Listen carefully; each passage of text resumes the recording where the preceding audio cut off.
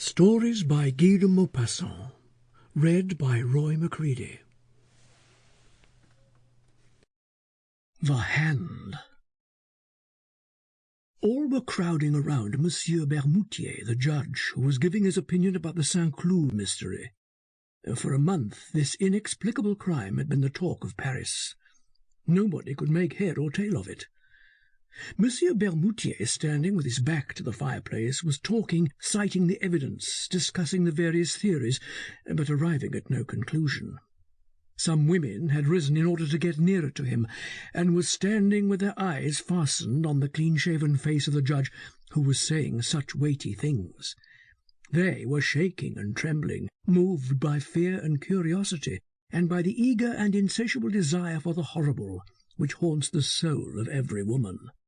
One of them, paler than the others, said during a pause, "It's terrible. It verges on the supernatural. The truth will never be known." The judge turned to her. "True, madam, it is likely that the actual facts will never be discovered. As for the word supernatural, which you have just used, it has nothing to do with the matter. We are in the presence of a very cleverly conceived and executed crime, so well enshrouded in mystery that we cannot disentangle it from the involved circumstances which surround it. But once I had to take charge of an affair in which the uncanny seemed to play a part. In fact, the case became so confused that it had to be given up." Several women exclaimed at once, "Oh, tell us about it." Monsieur Bermoutier smiled in a dignified manner, as a judge should, and went on, "Do not think, however, that I, for 1 minute, ascribed anything in the case to supernatural influences. I believe only in normal causes. But if, instead of using the word supernatural to express what we do not understand, we were simply to make use of the word inexplicable, it would be much better. At any rate, in the affair of which I am about to tell you, it is especially the surrounding, preliminary circumstances which impressed me.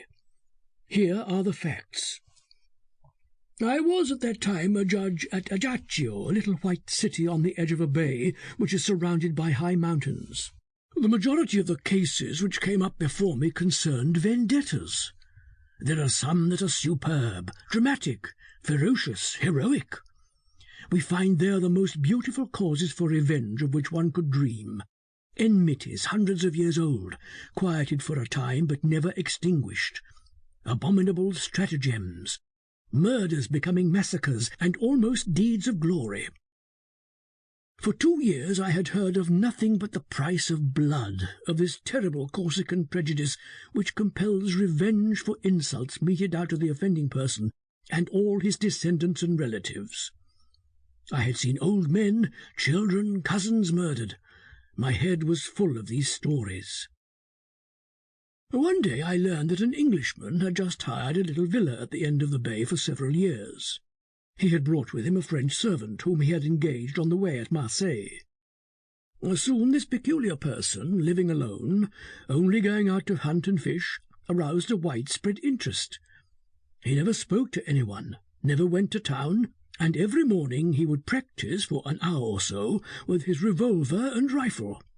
Legends were built up around him. It was said that he was some high personage fleeing from his fatherland for political reasons. Then it was affirmed that he was in hiding after having committed some abominable crime. Some particularly horrible circumstances were even mentioned. In my judicial position I thought it necessary to get some information about this man, but it was impossible to learn anything. He called himself Sir John Rowell. I therefore had to be satisfied with watching him as closely as I could, but I could see nothing suspicious about his actions.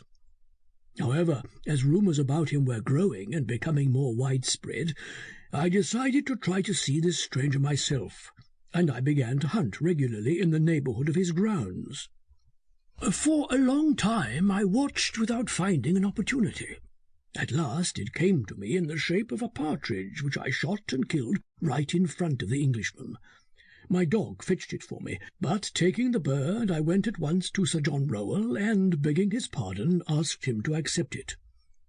He was a big man, with red hair and beard, very tall, very broad, a kind of calm and polite Hercules. He had nothing of the so-called British stiffness, and in a broad English accent he thanked me warmly for my attention. Sample complete. Ready to continue?